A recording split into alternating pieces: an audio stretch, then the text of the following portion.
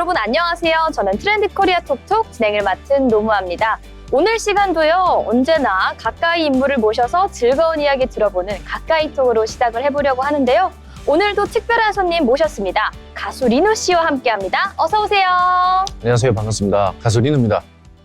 널 보고 싶어 오늘도 눌러본다 내일이면 후회할 거 아는. 네, 리누 씨 오랜만에 인사 와주셨는데요. 네. 요즘 어떻게 지내고 계신가요? 요즘 또 혼자 열심히 음악하면서 저 준비하고 있고 앨범도 지금 계속 잘 내면서 음악 생활 열심히 하고 있습니다. 네, 행복한 근황 전해주셨는데요. 네. 아무래도 리누 씨를 소개해 드릴 때는 MBN 보이스킹 얘기를 빼놓고 얘기할 수는 없을 것 같습니다. 우승한 후에 정말 많은 관심을 받으셨는데 당시 소감 어땠는지 알려주시죠? 그때 제가 거의 무명 생활을 한 20년 가까이 해왔는데 좀 많이 힘들다가 그때 이제 정말 운 좋게도 우승을 하게 돼서 많은 분들한테 축하도 받게 되고 해서 뭔가 제2의 인생이 시작되는 그런 느낌을 많이 받았었던 것 같아요. 인생 2막이 시작됐다 이런 표현이 딱 어울릴 것 같습니다. 아무래도 보이스킹 우승 이후에 정말 삶이 많이 달라지셨을 것 같은데요. 인생이나 음악적으로 가장 크게 변화했다 이런 부분이 있으실까요? 일단은 그 전에는 제가 이렇게 좀 너무 어린 분들의 타겟팅을 해서 조금 너무 젊은 노래만 했었던 것 같은데 이제 보이스킹을 하게 되면서 조금 더 많은 연령의 분들에게 노래를 할 수 있게 된 계기가 된 것 같고 제가 정신적인 거랑 아니면 생각적인 부분에서 조금 더 음악에 대한 깊이가 좀 많이 생겼던 것 같아요. 아무래도 여러모로 인생 2막이라는 표현이 정말 잘 어울리는 것 같습니다. 가수로서의 생활도 그렇지만 가수로서 소화할 수 있는 장르의 폭도 한결 더 넓어졌다 이렇게 이해할 수 있을 것 같은데요. 또 궁금한 점이 이제 프로그램을 통해서 어떻게 보면 대중 앞에 다시 서게 되신 거잖아요. 그때의 심정이나 소감 들어볼 수 있을까요? 처음에는 그 프로그램에 좀 임하게 됐을 때 좀 긴장도 많이 되고 이거 어떻게 해야 되나 했었는데 막상 또 이제 프로그램을 통해서 제가 또 좋은 기회에서 이제 우승을 하게 되고 많은 분들한테 제 이름을 또 알리게 될 수 있었던 기회가 된 것 같아서 나가길 잘했다라는 생각도 했고 그때 또 좋은 기회가 되니까 또 이제 음악을 하는 데 있어서 제가 더 열심히 할 수 있는 계기가 된 것 같아서 나가길 잘했다라는 생각을 들었던 것 같습니다. 우리 리누 씨 말씀을 들어보니까 인생 2막이라는 게 저절로 찾아온 게 절대 아니고 정말 중요한 본인의 선택으로 인해서 인생의 2막을 직접 열었다 이렇게 표현할 수 있을 것 같습니다. 또 궁금한 점이 아무래도 오디션 프로그램이잖아요. 당시에 우승을 좀 직감을 하셨나요? 원래는 그게 이제 좀 스토리가 있는데 저는 이제 오디션 프로 같은 그런 프로그램에 나갈 생각이 없었어요. 근데 그 프로그램 나가기 전에 한 1년 정도 전에 어머니가 좀 돌아가셔서 이제 어머니가 제가 가수로서 성공하기를 많이 바라셨는데 그 이제 한을 좀 풀기 위해서 주변에 계속 이렇게 나가봐라 했을 때 다른 프로에 안 나가다가 그래 한번 마지막으로 나가보자라고 생각해서 나갔던 거라서 이게 뭐 우승을 할 거라든지 어떤 그런 예상조차 안 했고 그냥 큰 무대에서 노래 하나 엄마한테 한번 불러드리자라고 생각하고 1라운드 때 이제 엄마한테 불러드릴 노래를 해드렸고 그 이후에 이렇게 조금씩 계속 통과하고 올라갈 때 조금 욕심은 났어요. 근데 이거 잘하면 뭐 하나 될 수도 있겠다라는 생각은 했었는데 이제 그거보다는 저는 그냥 어머니한테 노래 해드리고 싶다 아들로서 그게 좀 컸던 것 같아요. 근데 그게 또 마침 또 이렇게 많은 분들한테 감동과 뭐 이런 게 좀 더 전해진 것 같아서 운이 좋게 우승을 한 것 같습니다. 요즘에는 어떤 프로든 진정성이 가장 중요하다 맞아요. 이런 생각이 드는데요. 물론 1등을 하겠다는 마음가짐도 중요하지만 그보다는 사랑하는 어머니께 성공하는 모습을 보여드리고 싶다. 큰 무대에서 노래를 불러드리고 싶다. 이런 진정성이 있는 리누 씨의 마음이 좀 더 잘 전달이 된 거 아닌가 이런 생각이 듭니다. 정말 눈물 없이는 들을 수 없는 스토리였다는 생각이 드는데요. 궁금한 게 잠시 공백기가 있었던 만큼 어머니를 계기로 다시 활동을 결심하게 되셨다 이런 얘기를 해주셨잖아요. 네네. 공백기 동안에 혹시 팬분들의 찾음, 외침 이런 건 좀 없으셨나요? 너무 많았죠. 너무 많았고 근데 다행히 그 인터넷 에서 하는 스트리밍 방송으로 이제 팬분들과 계속 소통을 하긴 했었어요. 근데 이제 아무래도 가수니까 좀 무대에서 노래하는 모습을 좀 많이 보고 싶어 하셨던 게 많았는데, 그때 그런 갈증을 제가 어머니에 대한 이유긴 했지만 팬분들한테는 또 멋진 무대에서 노래할 수 있는 모습을 좀 해소를 시켜드리지 않았나 싶었던 것 같았고, 그 이후에도 이제 또 계속 앨범 내면서 팬들과의 만남을 좀 많이 이어갔던 것 같습니다. 네, 인생 2막과 함께 우리 팬분들도 리노 씨를 기다렸는데 그 기다림이 잘 해소가 되셨을 것 같습니다. 궁금한 점이 오랜 시간 팬분들이 리노의 감성을 기다렸잖아요. 혹시 새롭게 선보이고 싶은 감성이나 계획이 좀 따로 있으실까요? 그동안은 제가 아무래도 발라드 가수라는 그런 좀 꼬리표 아닌 꼬리표가 있어서 항상 좀 슬픈 노래, 이별 노래, 약간 이런 노래들을 많이 했었는데, 뭐 꼭 보이스킹 우승 후에라고 말씀드리긴 뭐하지만 제가 음악을 좀 하면서 너무 한정된 장르에만 있었던 것 같아서 이제 좀 밝은 노래도 해보고 뭐 인생 이야기도 해보고 가족에 관련한 노래도 하고 싶고, 그래서 좀 많은 다양한 장르를 앞으로 좀 더 선보이지 않을까 예상을 해봅니다. 네. 어떻게 보면 공백기 동안에 내적으로도 좀 많은 생각이 드셨을 것 같아요. 네, 맞아요. 나름 깊어지는 시간을 보내셨을 것 같은데 그만큼 조금 더 호소력 있고 넓은 감정으로 전해질 리노의 노래, 저부터도 벌써 기대가 되는 것 같습니다. 궁금한 게 좀 함께 호흡을 맞추시는 동료분이나 프로듀서분들 중에서 인연이 이어지는 경우도 있을 것 같은데요.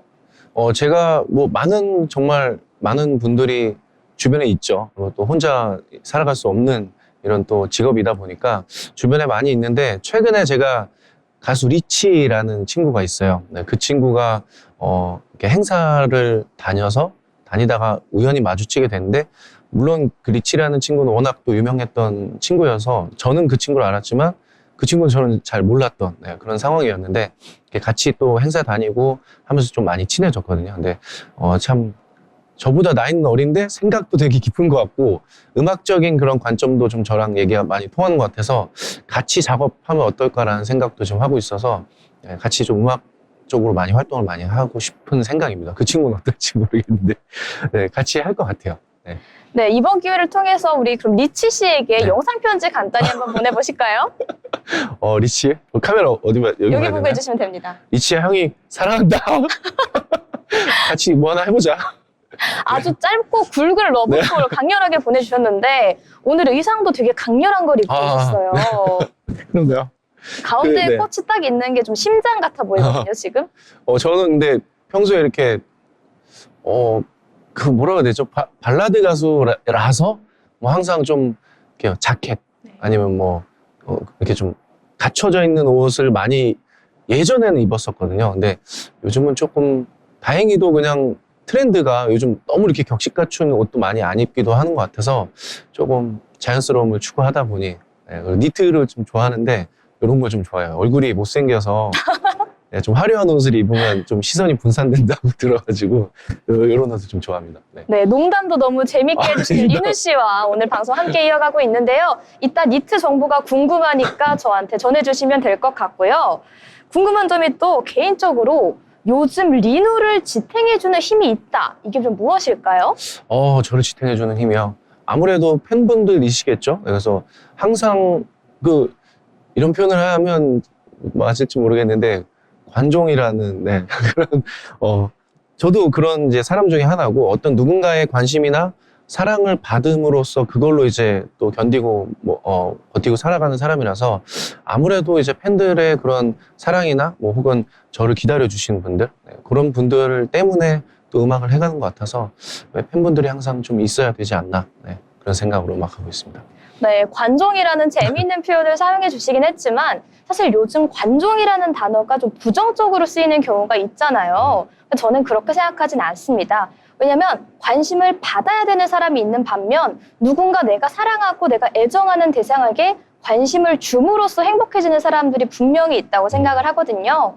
그런 의미에서 우리 돌아온 리노를 보면서 팬분들께서도 많은 힘을 얻고 계시지 않을까 이런 생각이 드는 것 같습니다. 또 궁금한 점이 있습니다. 보이스킹 시절 노래에 담았던 진심과 감성 좀 자세히 설명해 주실 수 있을까요? 요것도 이제 아까 말씀드렸던 내용 중에 하나인데, 평소에는 그냥 뭐 슬픈 노래 하면 막 돌아와 뭐 나 너 못 잊어 약간 그냥 그런 흔한 류의 노래였다면 보이스킹 때는 아무래도 이제 어머니에 대한 이제 좀 진심을 담아서 노래한 게 있다 보니까 어떤 노래할 때 그런 기술이나 테크닉적인 것보다는 그냥 제 진짜 마음을 담아서 노래를 했던 것 같아요. 그래서 그때 조금 더 제가 나중에 모니터를 해봐도 평소에 내가 했던 노래랑은 많이 다르네 이런 생각이 들 정도로 조금 제 선에서 제가 봐도 좀 감동적이다 이런 부분들이 몇 군데가 있었어요. 그래서 그랬던 게 아무래도 좀 더 표현력에 더 힘이 생기지 않았을까라는 생각이 듭니다. 결국에는 진정성이 핵심이다. 네, 정말 맞아요. 모든 분야에서 다 적용이 되는 얘기인 것 같습니다. 그렇다면 지금 시점에서 가수 리누가 대중에게 어떤 존재로 기억되길 바라실까요? 예전에는 그냥 정말 제 입으로 말하기 뭐하지만 노래 잘하는 가수로 항상 이렇게 많이 소개도 됐고 많은 분들께서 야 얘는 노래 진짜 잘한다. 약간 그런 가수로서 많이 지내왔던 것 같은데 지금은 저는 뭐 노래는 당연히 잘해야 된다고 생각하고 금방 말했던 그 내용이랑 비슷하게 좀 진정성을 담아서 뭐 듣는 사람들한테 그냥 단순한 감동이 아니라 조금 더 마음에 울림이 있게끔 하는 어떤 그런 힘을 더 넣어야 하지 않을까. 그런 쪽에 더 신경을 더 많이 쓰는 것 같아요. 네, 소탈하고 담백한 모습과 함께 강한 의지까지 갖고 계신 우리 가수 리누와 함께하고 있습니다. 음악을 통해 전하고 싶은 메시지나 혹시 앞으로 갖고 계신 방향, 혹은 새로 발표할 신부 계획 이런 것까지 소개해 주시면 좋을 것 같은데요. 음악적인 거는 뭐 다양한 음악들을 계속 이제 앞으로 해갈 계획이고요. 정말 그냥 발라드라고 해서 이별 노래에만 치중되지 않게 뭐 이런저런 많은 장르와 많은 이야기들을 좀 담아내려고 하고 있고 그런 뭐 음악적인 장르뿐만 아니라 제 감성 표현하는 것들도 조금 더 다양하게 해서 한정되지 않은 음악을 좀 하고 싶은 게 제 일단 목표고요. 앨범 같은 경우는 지금 저번 달, 저저번 달 이제 꾸준히 지금 계속 나오고 있고 요번 달 말에도 나오고 11월 첫째 주에도 나오고 아마 거의 한 달에 하나씩 지금 계속 앨범이 나오고 있어서 많은 분들한테 좀 음악을 많이 들려드리고 싶어서 계속 낼 계획입니다. 정말 소처럼 열심히 일하고 계신다 이런 표현이 어울릴 것 같은데요. 팬분들 앞으로 계속 기대하고 즐거운 연말까지 쭉 달리실 수 있을 것 같습니다. 그래도 우리 리누 씨를 모셨는데 대표곡 한 소절 안 들어볼 수가 없죠. 많은 노래 중 나 이 노래만큼은 진짜 자신 있다. 나의 진정성이 이렇게 전달이 될 것 같다. 이런 곡 있으시면 한 소절만 부탁드릴게요. 뭐 물론 제 노래를 해야 되겠지만 제 노래는 다 너무 높아서 또 이 마이크에서 제 노래를 하면 아마 다 찢어질 거예요. 그래서 그냥 잔잔하게 제가 보이스킹 때 우승했었을 때 불렀던 노래 조금만 불러보겠습니다. 더원의 사랑아. 사랑아 그리운 내 사랑아 이렇게 아픈 내 사랑아 얼마나 아프고 아파해야 아물 수 있겠니.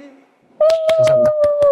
아니 직업이 가수셔서 이런 얘기 드리기 좀 민망하긴 한데 정말 잘 부르시네요. 정말 사회를 잘 보시는 것 같습니다. 아무래도 가수시니까 하지만 정말 잘 부르시네요. 감사합니다. 말할 때는 굉장히 약간 수줍수줍하게 조용히 얘기를 하시는데 노래를 시작하시자마자 정말 반전 매력이 뿜뿜 나오기 때문에 정말 놀랐습니다. 감사합니다. 감사합니다. 네, 이렇게 의미 있는 한 소절 불러주셔서 정말 감사드리고요. 마지막으로 우리 팬분들에게 한마디 영상 편지로 딱 전해주시면 될 것 같아요. 네, 저희 팬분들 그리고 뭐 가족 포함 저를 아는 모든 지인분들 항상 저를 좀 기다려주시고 응원 많이 해주셔서 진심으로 감사드리고요. 또 그런 기다림이 헛되지 않게 지금까지 시간들 잘 준비해서 여러분들한테 좋은 음악 많이 들려드리고 앞으로도 멋진 행보 많이 보여드릴 테니까 지금같이 마음 변하지 마시고 항상 저를 좀 응원해 주셨으면 좋겠습니다. 열심히 음악하겠습니다. 감사합니다. 네, 오늘은 이렇게 가수 리누 모시고 함께 봤는데요. 아까 리치 씨에게 영상 편지를 보내주셨는데 여러분 정말 반가운 소식이 있습니다. 리치 씨가 다음 주 트렌드 코리아 톡톡에 방문해 주실 수 있다. 이런 속보가 전해오고 있습니다. 앞으로의 만남도 어떻게 될지 정말 기대가 되고요. 오늘 즐거운 이야기 그리고 의미 있는 목소리 전달해 주신 리누 씨 정말 수고 많으셨습니다.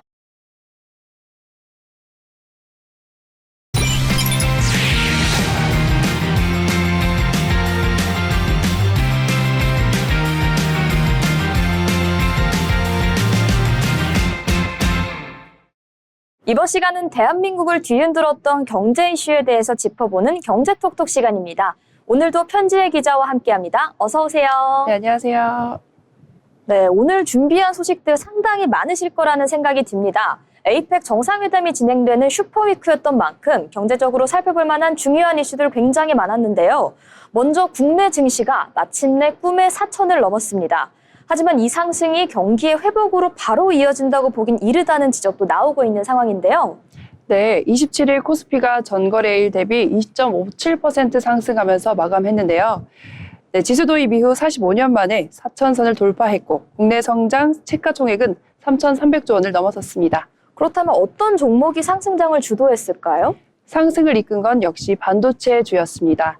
우리 노무아 아나운서도 10만전자 할아버지 기억하시나요? 물론이죠. 네, 삼성전자가 마침내 10만전자 고지에 이르렀습니다. 온라인 커뮤니티에서는 10만전자 할아버지 드디어 웃었다, 짤이 현실이 됐다라는 댓글이 쏟아졌습니다. 한때 농담으로 불리던 10만전자가 이젠 한국 증시의 상징적인 순간으로 기록이 된 겁니다.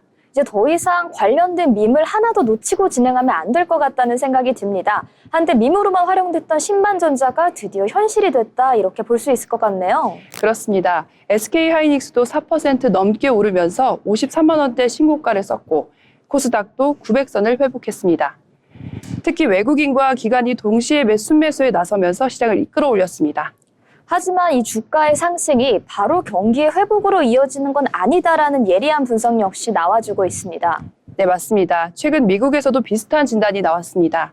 지난 9월 18일 월스트리트저널은 미국 경제의 선행지표가 약화되고 있지만 주가는 사상 최고치라고 평가했고 거시경제와 주식시장은 다르다는 분석을 내놓기도 했습니다. 이어서 10월 12일에는 월스트리트저널 경제학자 설문에서도 미국 경제가 두 개의 속도 상태, 즉 실물은 둔화되고 주식은 과열된 상태라고 지적하기도 했습니다. 왓튼스쿨 분석도 같은 맥락이었습니다. 주식시장은 미래 기대와 유동성 심리에 움직인다는 겁니다. 아무래도 한국 시장도 비슷한 흐름을 탈 것 같은데 맞을까요? 네, 한국 역시 상황은 비슷합니다. 소비와 수출, 고용은 아직 둔화 국면에 있지만 AI와 반도체 기대감이 투자 심리를 끌어올린 겁니다. 결국 이번 4,000피 돌파는 경제 회복의 결과라기보다는 기대감이 만든 선행 신호라는 분석이 우세합니다. 결국 코스피 4천이 이미 성장한 경제의 열매라기보다는 그저 기대에 싹일 수도 있다 이런 분석도 같이 나와주고 있는 것 같습니다. 관련해서 또 알아볼 이슈가 있죠. 일해도 그대로인 멈춰버린 부의 사다리라는 주제를 또 들고 와주셨는데요. 소득이 늘어서 상위 계층으로 올라서는 국민이 전체 국민 중 5명 중 1명도 되지 않는다는 연구 결과가 나왔습니다. 부의 사다리가 멈추면서 전반적으로 한국 경제의 활력이 떨어지고 있다는 분석이 이어지고 있는데요. 네, 코스피는 사상 최고치를 찍었지만 국민 체감 경제는 여전히 제자리입니다. 주식의 숫자보다 중요한 건 그 안에서 우리가 올라갈 사다리가 있는가일 겁니다. 국가데이터처가 27일 발표한 자료에 따르면 지난해 소득계층이 바뀐 사람의 비율, 즉 소득 이동성은 3년 연속 하락세를 보였습니다. 소득이 오른 국민은 5명 중 1명도 되지가 않았고 대부분 제자리에 머물렀거나 오히려 더 낮은 계층으로 내려갔다고 합니다. 아무래도 이렇게 소득계층이 고착되다 보면 경제 전반에도 안 좋은 영향이 갈 것 같은데 어떻게 생각하시나요? 그렇습니다. 특히 계층 고착화 현상이 두드러졌습니다. 소득 상위층과 하위층 모두 같은 위치에 머무는 비율이 가장 높게 나타났는데요. 한 번 부자는 계속 부자, 한 번 가난하면 벗어나기 어렵다는 현실이 데이터로 드러난 셈입니다. 그렇다면 연령대별로는 어떤 분포가 있을까요? 연령대별로도 격차가 나타났습니다. 청년층의 계층 이동성은 비교적 높았지만 나이가 들수록 그 가능성이 줄어들었습니다. 특히 65세 이상 노인의 80%가 빈곤층에서 벗어나지 못하고 있는 것으로 조사되기도 했습니다.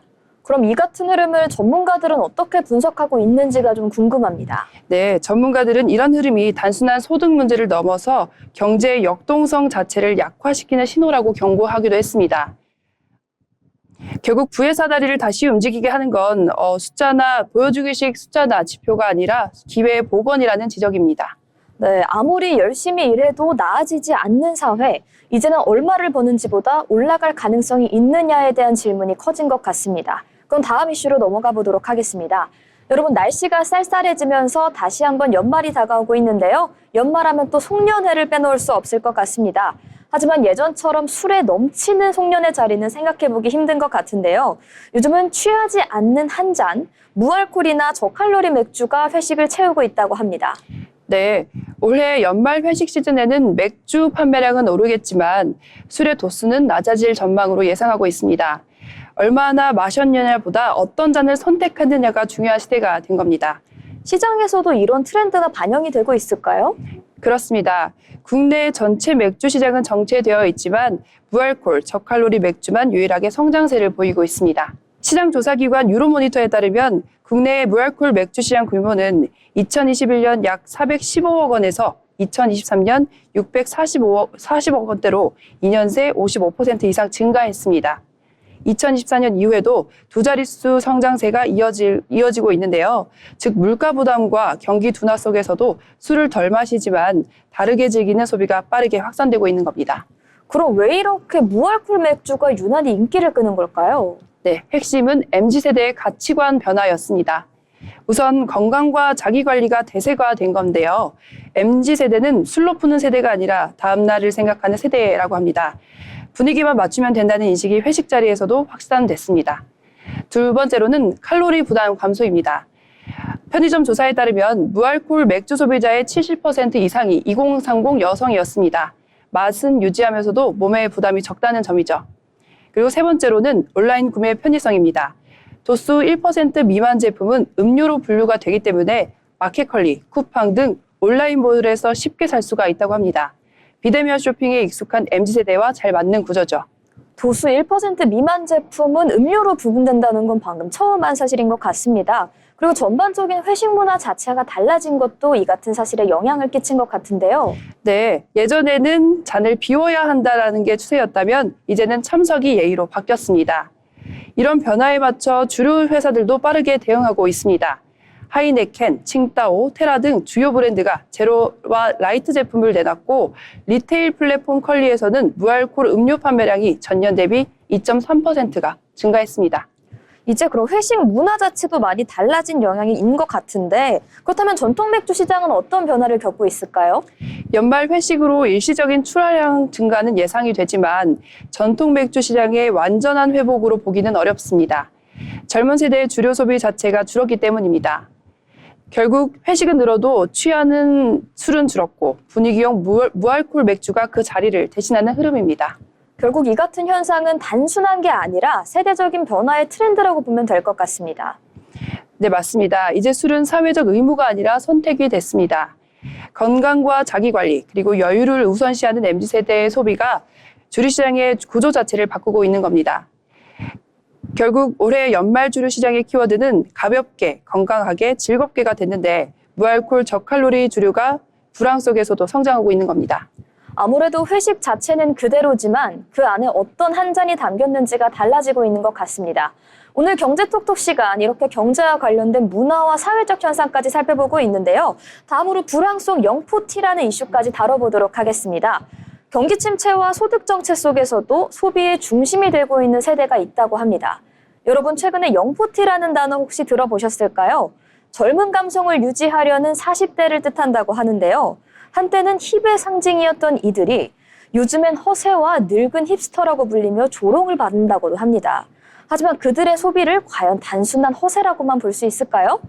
네, 최근 SNS와 커뮤니티에서는 영포티 패션, 영포티 브랜드라는 말이 등장했습니다. 한때 2030 세대의 전유물이었던 스트리트 패션과 명품 브랜드들로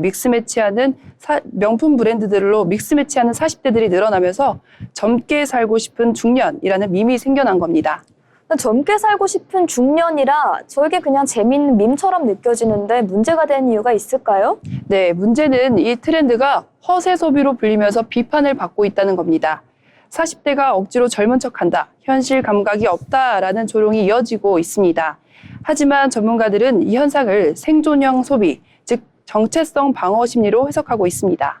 아무래도 불황 속의 소비다 보니까 단순한 유행과는 좀 다르게 느껴지는 것 같습니다. 그렇습니다. 통계청 가계동향 조사에 따르면 40대 월 평균 소비 지출은 전 세대 중 유일하게 증가세를 보이고 있었습니다. 지출 항목을 보면 패션, 뷰티, 자기 개발 비중이 꾸준히 높았는데요. 즉 이들의 소비는 과시보다는 나는 아직 괜찮다라는 자기 확신의 방식으로 읽히고 있습니다.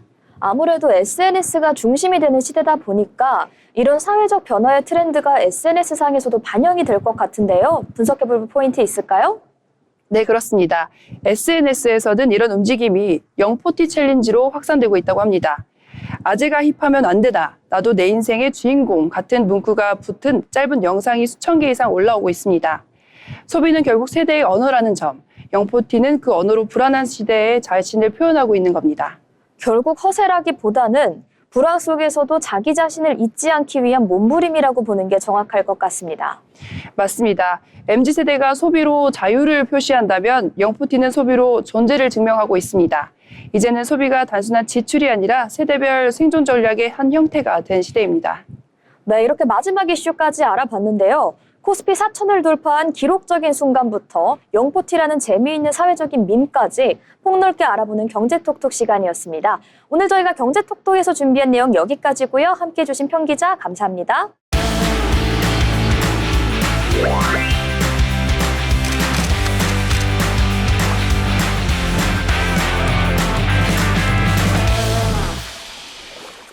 네, 이번 시간은 전국의 축제와 맛집, 전시, 그리고 핫플레이스까지 소개해드리는 어디 갈까 시간입니다.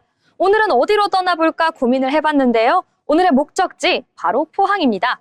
2025 포항의 스틸아트 페스티벌 오늘 여러분께 소개해드리려고 하는데요. 같이 살펴보시죠.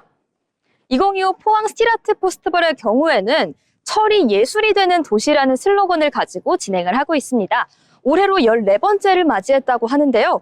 철강 산업의 중심지라고 할 수 있는 포항의 정체성을 예술로 승화시키고 이제 시민들의 참여까지 도와보겠다 이런 취지를 갖고 있다고 합니다.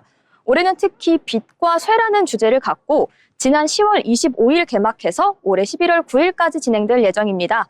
동빈 문화창고 1969와 영일대 해수욕장 일원에서 진행되는 만큼 포항을 방문한 김에 축제도 즐기고 포항의 맛있는 먹거리도 같이 즐기시면 더더욱 좋을 것 같은데요. 그럼 지금부터 이 특별한 축제의 매력 조금 더 낱낱이 소개해드리도록 하겠습니다. 먼저 오늘 2025 포항 스틸아트 페스티벌의 경우에는 빛과 쇠를 중심으로 하고 있다고 아까 말씀을 드렸습니다. 올해 축제는 기존엔 좀 조각이 중심이 되었다면 이번엔 인물과 기술 그리고 시민 참여로 구성이 되어 있다고 하는데요. 철을 단순한 사업의 재료가 아니라 예술 작품의 매개로 승화시켰다는 점에서 가장 특별한 포인트가 있습니다. 개막식이 어떻게 진행됐는지도 살펴보면요. 포스코 그룹의 임직원 그리고 가족 시민으로 구성된 포스 필하모닉 오케스트라의 공연이 있었습니다. 그리고 파인트리 어린이 중창단의 공연까지 있어서 더더욱 의미가 있었다고 하는데요. 산업도시의 철 그리고 포항 시민들의 음악이 한 번에 어우러지는 순간이었다 이렇게 요약할 수 있을 것 같습니다. 이번 축제의 하이라이트 바로 문예철 콜렉티브입니다. 안상수 디자이너와 이섭 큐레이터 그리고 정현과 이웅배 조각가 그리고 칼의 노래로 유명한 소설가 김훈님까지 국내 대표 예술가들이 참여해 철과 인간 그리고 도시의 관계를 탐구하면서 축제의 의미를 더 풍부하게 만들어주실 것 같습니다. 기업들도 참여한다는 소식이 있는데요. 특히 주목할 점은 포항하면 빼놓을 수 없는 기업이 있죠. 바로 포스코. 포스코가 이번 축제에 본격적으로 참여를 한다고 합니다. 포스코와 제일테크노스 그리고 동국제강 포항 철강 산업단지 관리공단 등 이제 지역의 철강 기업들이 함께하는 축제다 이렇게 살펴보시면 될 것 같고요. 산업과 예술이 하나 된다는 슬로건 안에 모두가 힘을 합친다고입니다. 해와 달의 길이라는 대표 작품까지 있으니까요. 다양한 예술 작품도 함께 감상하시면 좋을 것 같습니다. 그렇다면 이 축제를 어떻게 즐기면 좋을까 꿀팁까지 한번 요약해 보도록 하겠습니다. 먼저 시민 참여와 관련된 프로그램입니다.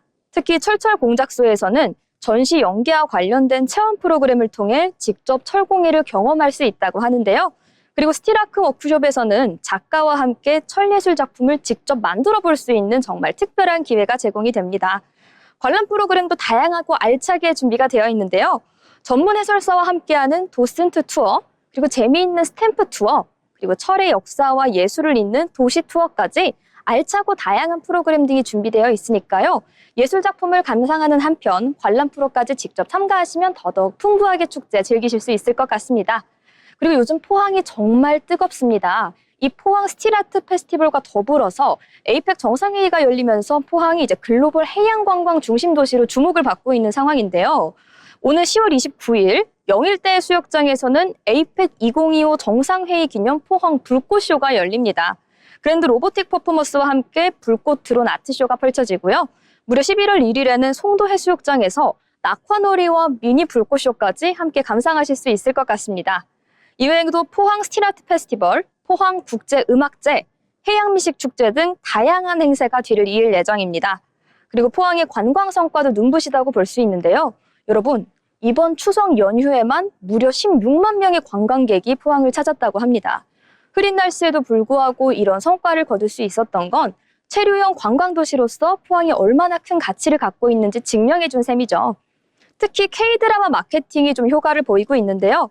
갯마을 차차차나 동백꽃필 무렵 등 인기 드라마 촬영지를 활용한 해외 마케팅으로 이제 중국과 대만 관광객들의 발길이 포항에 끊이질 않고 있다고 합니다.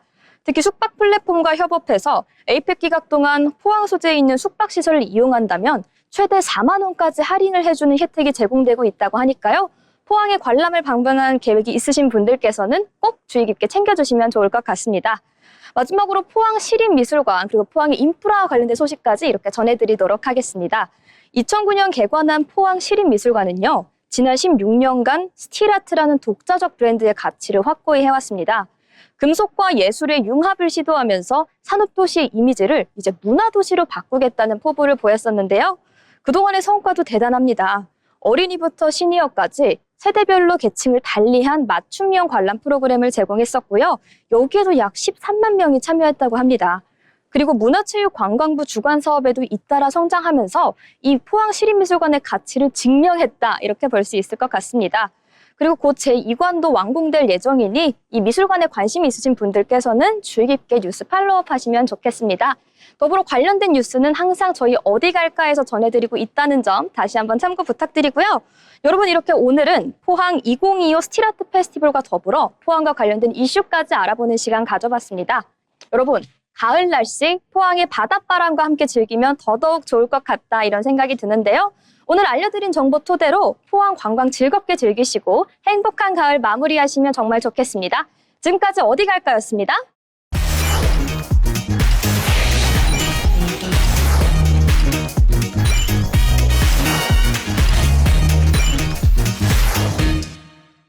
네, 이번 시간은 부동산 흐름을 짚어보는 마켓 트렌드 시간입니다. 오늘은 전세에서 월세로 급격히 이동하고 있는 수도권의 새로운 주거 트렌드, 바로 월세화 현상에 대해서 이야기 나눠보겠습니다. 요즘 뉴스나 부동산 앱을 보시면요. 전세 매물이 눈에 띄게 줄고 대신 월세나 반전세가 빠르게 늘고 있습니다. 이건 단순히 한두 지역의 변화가 아니라 수도권 전역에서 나타나는 주거 구조 전환의 시도인데요. 정부의 대출 규제나 금리 부담, 그리고 전세 사기 여파까지 맞물리면서 이제 수도권 주거 시장의 중심축이 완전히 바뀌고 있습니다. 오늘은 그 배경과 현황, 그리고 앞으로의 파급 효과까지 자세히 짚어보겠습니다. 여러분, 최근 수도권 아파트 시장이 잠잠하다고 하더라 라는 소식 들어보셨나요? 6월 27일 정부가 발표한 대출 규제 이후 수도권 아파트 매매는요, 사실상 숨 고르기 상태에 들어갔습니다. 전세를 끼고 집을 사는 이른바 갭 투자가 거의 불안정해졌고요. 매수 심리가 확 식었죠. 또 그 여파는 바로 임대 시장으로 번졌습니다. 이제 집주인들은 높은 전세 보증금을 받을 수 없으니 대신 매달 월세를 받는 구조로 전환하고 있는 겁니다. 예를 들어 서울 동대문구의 한 대단지 아파트는 규제 시행 이후 월세 매물이 약 40% 급증했습니다. 이건 단순히 일시적인 현상이 아니라 수도권 전반에 퍼지고 있는 흐름인데요.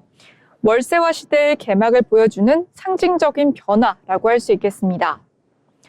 왜 전세에서 월세로 밀려나는 걸까요? 핵심은 전세 대출의 막힘입니다. 집을 계약할 때 세입자가 잔금일 이전에 대출을 받을 수 없도록 규제가 강화되면서 전세 거래 자체가 어려워졌습니다. 집주인 입장에서는 보증금을 끝까지 받을 수 없으니 대신 매달 월세로 수익을 나누는 게 현실적이죠. 현장 공인중개사들은 이제 월세화는 자연스러운 결과다라고 평가합니다. 게다가 전세 사기 여파로 세입자들 사이에 전세 불신이 확산되면서요. 차라리 월세라도 안전하게 살자라는 분위기가 강해지고 있다고 합니다. 실제 통계를 한번 살펴볼까요? 서울 아파트 시장을 보면 그 변화가 명확히 드러납니다.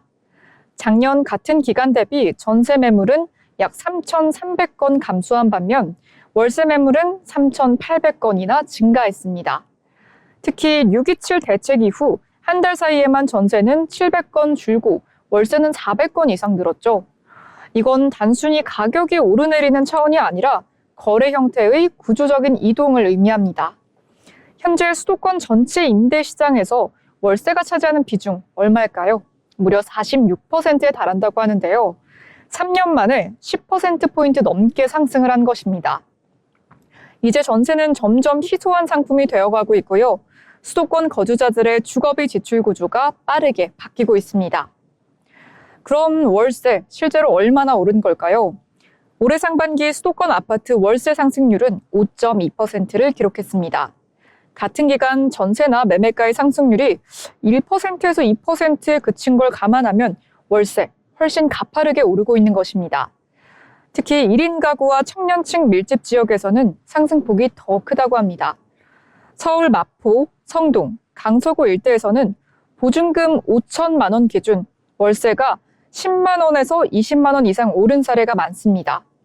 이처럼 월세 부담이 커지면서 청년층과 무주택 서민들의 주거 안정성은 점점 위협받고 있다고 합니다. 정책 대출 축소도 큰 영향을 주고 있다고 하는데요.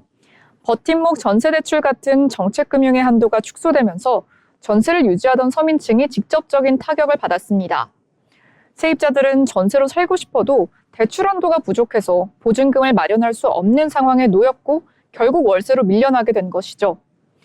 결국 대출 규제는 단순한 금융정책이 아니라 서민 주거 안정성의 붕괴로 이어지고 있는 것입니다. 정부는 금융 리스크를 줄이겠다는 입장이긴 하지만 결과적으로는 청년층이나 신혼부부 등의 실수요자들의 부담만 늘린 셈입니다.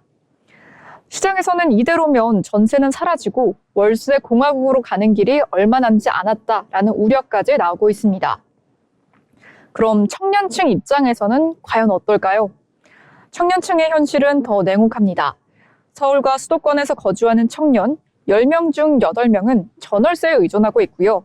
평균 연소득은 3천만 원 수준입니다. 그중 주거비로 쓰는 비율, 즉 소득 대비 임대료 비율은 20.3%, 즉 월급 250만 원이라면 약 50만 원씩이나 월세로 지출하고 있는 셈입니다. 청년층 자가 보유율은 14.6%에 불과한데요. 그래서 대다수가 불안정한 주거 환경에 놓여 있습니다. 이런 상황에서 월세 상승은 단순한 지출 증가가 아니라 삶의 질 하락을 의미합니다. 청년층은 이제 내 집 마련보다 안정적인 월세를 더 중요하게 여기고 있는 상황인 겁니다. 정치권 현실과도 연결이 되는데요. 최근 한 국토부 차관이 33억 상당의 아파트를 보유하고 있다는 사실이 알려지면서 청년층의 분노가 아주 컸죠. 주거 불평등이 사회적 논쟁으로 떠오른 이유이기도 합니다. 조사에 따르면 수도권 고위공직자 절반 이상이 한 채 이상 아파트를 보유하고 있습니다. 정책을 만드는 사람들이 현실의 월세 시장과는 너무 동떨어진 삶을 살고 있는 건데요. 청년층 입장에서는 누구를 위한 정책이냐라는 물음이 나올 수밖에 없습니다. 청년들은 집값 상승보다 월세 부담 완화를 더 절실하게 원하고 있는 상황입니다. 그러나 현실은 오히려 반대 방향으로 가고 있는데요. 이 괴리감이 커질수록 주거 문제는 단순한 부동산 이슈를 넘어 세대의 갈등과 사회 신뢰 문제로 이어질 수 있겠습니다. 월세화가 사회적으로 미치는 영향에 대해서도 한번 살펴볼까요? 월세화는 단순히 전세가 줄고 월세가 느는 현상이 아닙니다. 매달 현금이 빠져나가는 구조가 고착화되면 어떻게 될까요? 가계의 자산 형성 능력이 급격히 떨어집니다. 그동안 한국 사회는 전세를 통해서 저축형 거주라는 것이 가능했었지만 이제는 매달 소득의 일부를 월세라는 지출로 잃게 되는 구조인 겁니다. 이건 장기적으로는 계층 이동의 사다리가 끊어지는 구조라고 볼 수 있겠습니다. 특히 무주택 서민과 청년층은 월세 지출 때문에 결혼과 출산, 소비 여력이 줄고요. 사회 전체의 활력도도 떨어지게 됩니다. 즉 월세와는 주거의 문제가 아니라 한국 경제의 구조적인 리스크로 발전하고 있는 셈입니다. 현장에서는 실제로 어떤 상황인지도 설명드려 보겠습니다. 서울 강서구의 한 대단지 아파트에서는 전세 세입자들이 보증금을 낮추고 월세로 전환하는 사례가 속출하고 있습니다. 집주인들은 전세 보증금이 너무 커서 세입자를 찾기 어렵다면서 월세로 바꾸고 있는 추세라고 말합니다. 중개업소에서는 전세는 어렵고 월세는 바로 계약된다라는 말이 나올 정도로 시장이 바뀌었다고 합니다. 반전세를 포함하면 전체 임대 계약의 절반 이상이 월세로 바뀐 곳도 있다고 합니다. 그러니까 세입자 입장에서는 선택지가 줄었고 집주인 입장에서는 월세 수익이 굉장히 안정적으로 느껴지니 양쪽 모두 구조적으로 고착화되어 가고 있는 상황인 겁니다. 즉 시장 참여자 모두가 월세를 선택할 수밖에 없는 현실이 된 겁니다. 전문가들은 이 흐름을 어떻게 보고 있을까요? 전문가들은 이런 변화를 일시적인 현상이 아닌 구조적인 문제로 보고 있습니다. KB국민은행 박원갑 수석전문위원에 따르면요. 월세화가 장기화될 경우 서민의 자산 형성이 불가능해질 수 있다면서 경고했습니다. 또 한국주택학회는 월세 시장은 한 번 확대되면 다시 전세 중심으로 돌아가기 어렵다라고 분석하고 있는데요. 결국 자금의 규제 지도가 지속이 되면 한국의 주거 문화가 전세 국가에서 월세 국가로 완전히 바뀔 수 있다는 거죠. 전문가들은 이전처럼 금리와 집값만 조정하는 정책으로는 문제를 해결할 수 없다면서 주거비 지원과 세입자 보호 정책의 필요성을 한 목소리로 강조하고 있습니다. 그렇다면 여기에 대해서 정부는 어떻게 대응해야 할까요? 우선 정책 방향의 재조정이 필요합니다. 지금처럼 대출을 억제하고 공급을 늦추는 방식, 서민의 퇴로를 낳는 결과를 막고 있습니다. 따라서 저렴한 공공임대주택 공급을 확대하고 청년층에게는 장기 고정금리 전세 대출 같은 실질적인 지원이 필요합니다. 또 월세 세액공제 한도를 높이고요. 임대차 계약의 투명성을 확보하는 법적 장치도 병행돼야 합니다. 월세화는 이미 진행형이기 때문에 늦어질수록 주거 양극화는 심화될 것입니다. 정부가 정책의 속도와 방향을 바로잡지 않으면 향후 세대 갈등과 지역 격차로까지 번질 가능성이 큽니다. 그렇다면 청년층 어떤 해결책을 바라고 있을까요? 청년층이 바라는 건 화려한 주택 수요가 아닙니다. 그저 안정적인 삶의 기반인 건데요. 청년층은 내 집 마련보다 예측 가능한 주거비를 더 원하고 있습니다. 이사 걱정 없는 환경을 원하고 있는 건데요. 정부의 단기적인 지원보다 장기적으로는 임대료 상승을 억제하고 월세 부담을 완화하는 시스템적인 변화가 필요합니다. 실제로 2030 응답자의 67%가 월세가 사회 진입의 가장 큰 장벽이라고 답하고 있다고 합니다. 결국 청년 주거 안정은 단순한 복지 문제가 아니라 노동이나 결혼, 출산과 경제활동 전반을 좌우하는 핵심 과제라고 할 수 있겠습니다. 마지막으로 정리해 보겠습니다. 월세화 현상은 단순히 임대 형태의 변화가 아닙니다. 수도권 부동산 시장의 구조, 청년층의 삶, 그리고 사회의 신뢰로까지 연결된 복합적인 문제입니다. 대출 규제와 전세 사기, 그리고 불신이 만든 결과물이죠. 하지만 이 현상 경고이기도 합니다. 주거 안정 없이는 사회 안정도 없다는 사실을 보여주고 있기 때문입니다. 지금 필요한 건 시장을 비난하는 게 아니라 현실을 반영한 정책 전환과 세대 간 공감의 회복입니다. 부동산 시장의 온도는 식었지만 주거 불안의 온도는 여전히 뜨겁습니다. 이 뜨거운 온도를 어떻게 식힐지가 앞으로의 부동산 정책 성패를 좌우할 것입니다. 네, 오늘도 흥미로운 이야기, 흥미로운 토픽에 대해서 잘 이야기 나눠봤는데요. 지금까지 마켓 트렌드 전해드렸습니다.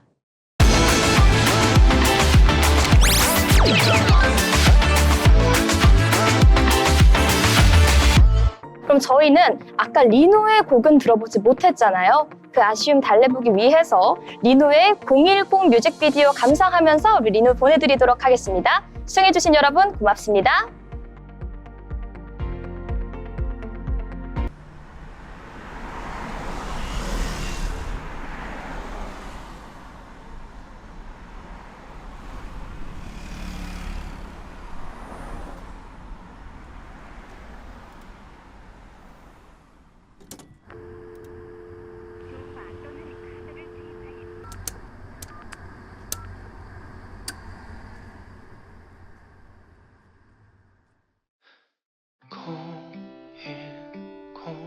이 번호를 눌러 오늘도 썼다 지웠다 010 잊지도 못한 네 번호를 다시 또 누른다 너의 사진을 한 장씩 넘기며 웃고 있는 너를 보면 난 눈물이 흘러 널 보고 싶어 오늘도 눌러본다 내일이면 후회할 거 아는데 오늘은 더 왠지 유난히 더 네가 보고 싶다 불러본다 널 불러본다 010 네 번호를 지워 오늘도 널 잊어보려 용기도 고백도 되지 못할 내 미련한 이 습관이 싫어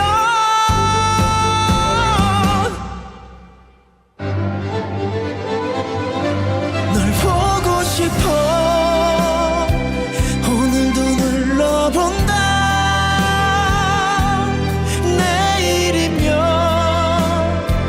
후회할 거 아는데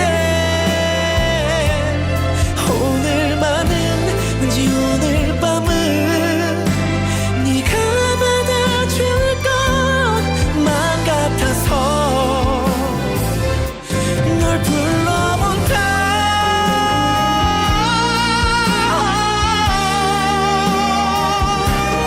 어차피 너를 잊지 못할 것 같아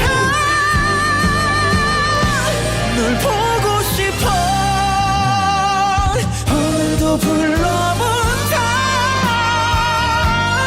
내일이면 후회할 거 아는데 사랑한 만큼은 아팠던 만큼은 잊을 줄 알았는데 또 눌러본다